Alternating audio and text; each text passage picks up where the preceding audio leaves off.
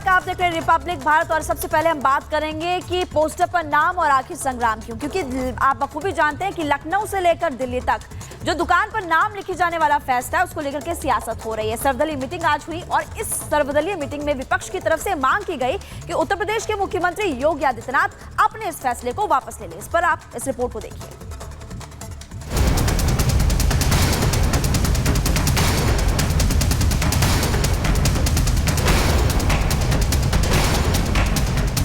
संसद के बजट सत्र से पहले आज सर्वदलीय बैठक हुई, जिसमें योगी सरकार का नेम प्लेट मॉडल छाया रहा। विपक्षी दलों ने इसे संविधान विरोधी बताया और वापस लेने की मांग की। समाजवादी पार्टी से राज्यसभा सांसद रामगोपाल ने यहाँ तक कह दिया कि इस आदेश से एक तबके को टारगेट किया जा रहा है और सवाल उठाया कि इस आदेश के पीछे योगी सरकार की आखिर मंशा क्या है। ये अनप्रेसिडेंटेड है और ये सिर्फ इसलिए क्योंकि ये सरकार सीधे सीधे मुसलमानों को टारगेट कर रही है। कोई मुसलमान दुकान न लगाए, मंशा यही था और यही है। तो इसलिए हम लोगों ने मांग की है सेंट्रल गवर्नमेंट से वो हस्तक्षेप करे। समाजवादी पार्टी के सुर से मिलते हुए सुर असदुद्दीन ओवैसी के भी दिखे। ओवैसी ने इस आदेश को मुसलमान के खिलाफ नफरत की निशानी बताया और कहा कि इस आदेश की वजह से ढाबों में कोई भी नहीं जा रहा। मुजफ्फरनगर इतने ढाबे और मुस्लिम एम्प्लॉयज़ को निकाल दिया गया है। जो मुसलमान के ढाबे थे वहाँ कोई जा नहीं रहा है खाना खाने के लिए। तो ये सिर्फ नफरत की निशानी है। मुसलमानों के खिलाफ खुली डिस्क्रिमिनेशन किए जा रहे, अपार्थाइड है ये तो। और हम विकसित भारत की बात कर रहे हैं या फिर हिटलर की भारत की बात कर रहे हैं। एक तरफ जहां विपक्ष इस आदेश के खिलाफ मैदान में दिखा, तो वहीं बीजेपी के सहयोगी आरएलडी के मुखिया जयंत चौधरी ने योगी सरकार के इस आदेश पर सवाल उठा दिए और इस आदेश को वापस लेने की मांग की। मुझे लगता है ज्यादा समझ के फैसला नहीं लिया, फैसला ले लिया तब उस पर टिक रहे हैं। ये वापस होना चाहिए। कभी ऐसा हो जाता है, सरकार वापस होना चाहिए। अभी भी समय हो जाना चाहिए या इस पर ज्यादा कोई जोर ना दिया जाए।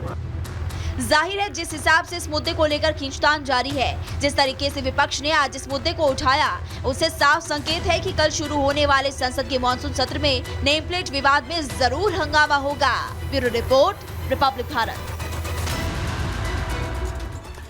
भाई मसला कुछ भी हो, कुछ लोग ऐसे होते हैं जिनकी आंखों से मजहब का चश्मा नहीं उतरता है, नफरती चश्मा नहीं उतरता है। और ऐसे ही हैं मौलाना अरशद मदनी, जो उत्तर प्रदेश की सरकार की तरफ से लिए गए कांवड़ यात्रा पर दुकानदारों के नेम प्लेट वाले मसले को लेकर कह रहे हैं कि लोगों के बीच खाइयां बढ़ाने की कोशिश यहां पर धर्म के नाम पर हो रही है। देखिए,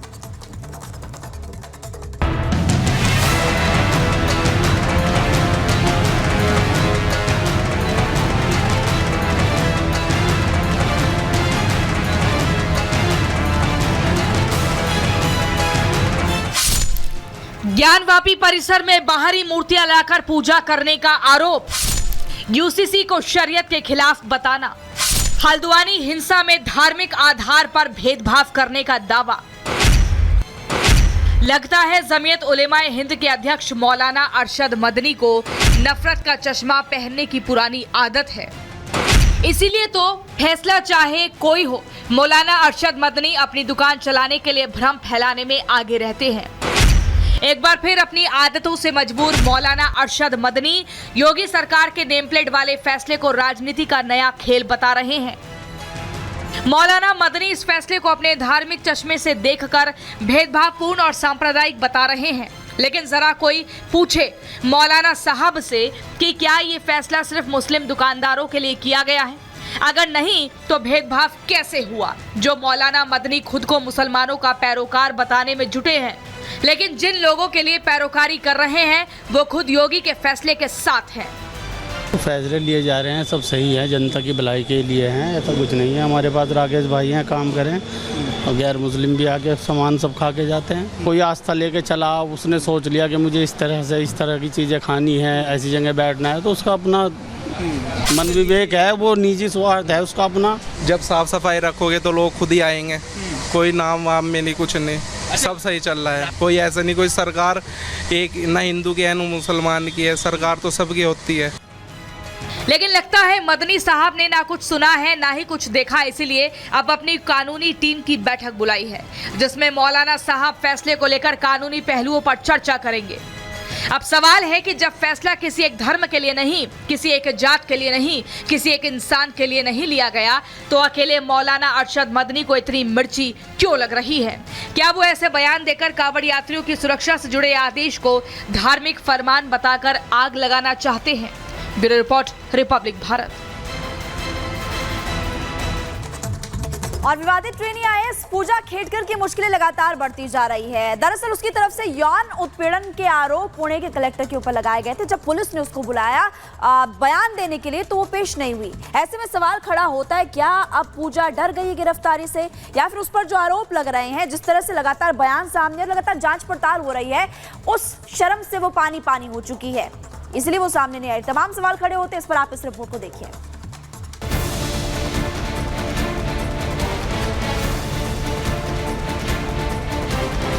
जो कमेटी का कम्युनिकेशन होता है, आपको भी पता है, इसको फ्री फ्रॉम एनी इंटरफेरेंस रखने के लिए ये पूरा कॉन्फिडेंशियल होता है।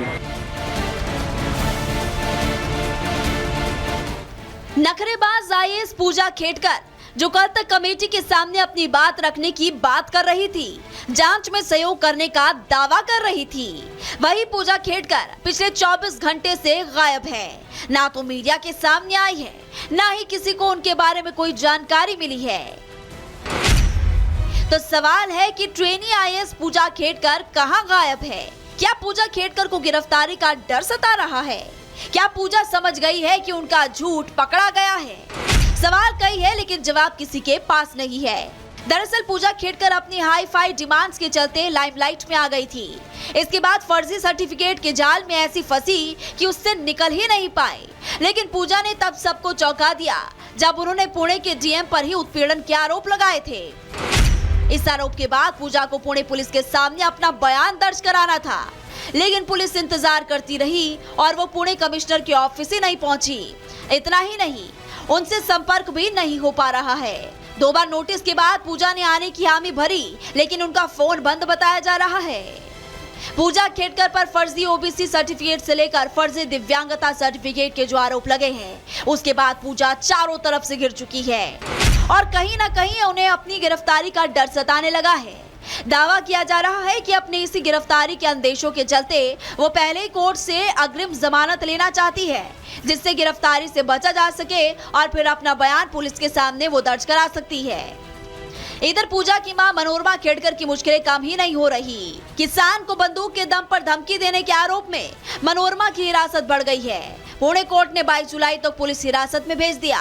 हालांकि उनके वकील का कहना है कि मामले में 307 का मुकदमा नहीं चलेगा। After 13 months, something is put forth by the complainant. Yes. It can't be gathered very easily. So, but he says with that 307, whether it is triable by him, as our apprehension is that whether our argument was to the extent whether he had not fired, the bullet was not shot out. So, this thing has been whatever we addressed to the court. Only on the law point we had argued.